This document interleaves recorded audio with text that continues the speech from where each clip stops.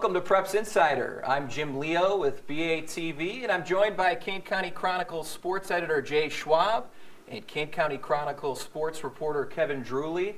And this edition is going to be all about football. The 2010 football season is upon us again. A lot of big changes around the area in football, of course, with all the conference realignments, but a lot of different intriguing storylines too this year that these two gentlemen will be following all season long. And guys, my first question for you is indeed that. What is the most intriguing thing that you see coming across the football season this year for 2010 with the schools that you've covered day in and day out?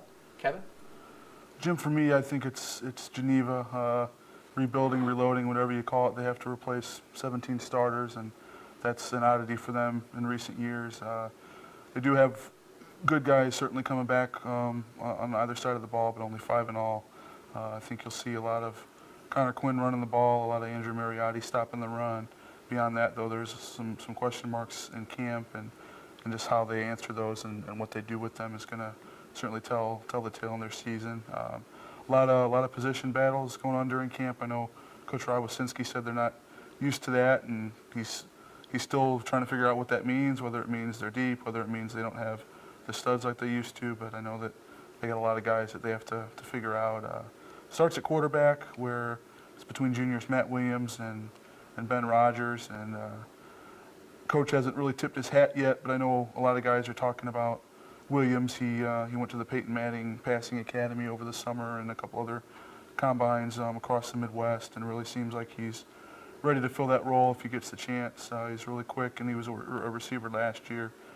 Whoever doesn't start at quarterback will be the receiver opposite Doug Berthold, who's also a returning starter, and will be in the defensive backfield. But those are some of the guys, that are known commodities right now, but there'll be, a dozen and a half other ones that we're going to know real soon when the season starts. And of course, Coach Rob Wasinski does a great job with the young kids that come in, and obviously a lot of question marks this year for Geneva, but it's great coaching staff over there. Don't be surprised if Geneva pulls off another winning season as they've been doing so far, season in and season out. Jay, you were talking a lot about some of the area teams this year. What was the storyline that jumped out at you? Can't wait to see how Batavia recovers from last season. Last year, extremely atypical of the Bulldogs under Coach Mike Gasperi, a 2-7 season.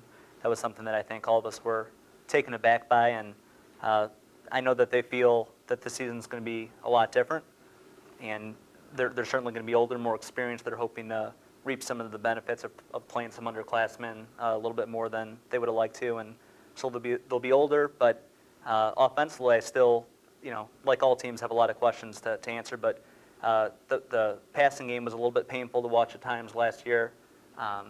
Mike Gasperi's son, Noel, was starting as a sophomore and hadn't even played the position that much the last few years, and was kind of thrust into that difficult spot. And at times it was a struggle to get the ball downfield. The one thing they did have going for them pretty well was their running game, and Danny Seaton was a big part of that, and he decided not to come back. So I know the Bulldogs think that they've got some answers with their personnel, and I think Zach Stripmatter's a young receiver that we've heard some good things about. Looking forward to seeing what he can do.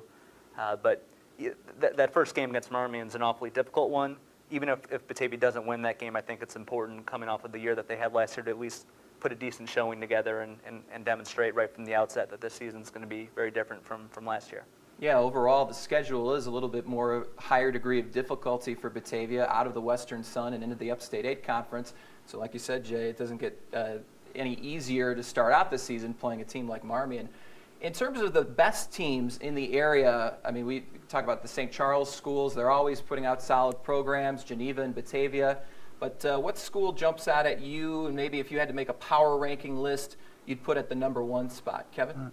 Funny you mentioned the power rankings, because on our website at the moment we have those for the preseason, and I've got Kaneland, which they've been very, very strong in years past, been playoff teams, the 5-4, 6-3 type, but I think this year they're really primed to maybe not necessarily run the table, but kind of be a 1 or 2 loss team, something like that. They've got a lot of guys coming back, their core from years past, and they just really do seem primed. They're going to that new league, the Northern Illinois Big 12.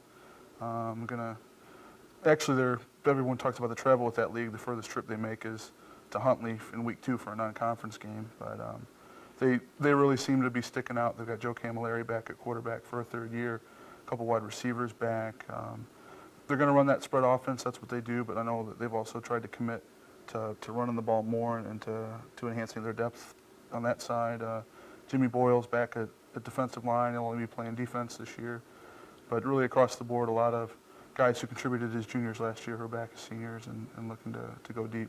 And that Caneland division that they're in now is very similar to what the Western Sun was last year, just without Geneva and Batavia, right? That's right. Yeah, they have all the other defectors from the Western Sun, Yorkville, Sycamore, DeKalb, Rochelle. We've got Morris in there, and Morris has been a long-time rival. Coach Federle, Tom Federle was saying in preseason, we know them really well. We just haven't played them in 5-6 years, but they'll be getting that back going again. So, yeah, the league itself is geographically spread out, but the Eastern Division is pretty close-knit. Morris isn't, I guess, the worst all, depending on the traffic. Right. Yeah, 47 can get a little iffy sometimes on Friday nights, certainly. Jay, do you agree with Kevin? Is Caneland the number one team, or do you see maybe another team like Marmion or St. Charles East in the thick of it?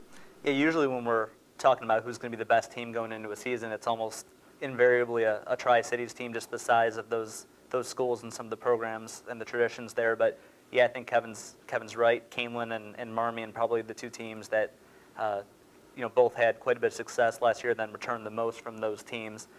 With Caneland, I think pretty much every week from a skill player standpoint, and that's the kind of angle that we reporters get a bad rap for kind of over-stressing a little bit. Certainly, I think with Camilleri back at quarterback and some of the weapons he has, I think they'll win the skills position battle most weeks. What I'm curious about is their line play, and I think that's what's going to make the difference between whether they're just a good team that can contend for a conference championship and a team that has a chance to really make a prolonged push in the playoffs. I don't know that we'll get that answer right away with Burlington Central. I don't know if they'll be pushed to that extent, but I think over the course of the fall, how those lines come together at Caneland will be really interesting.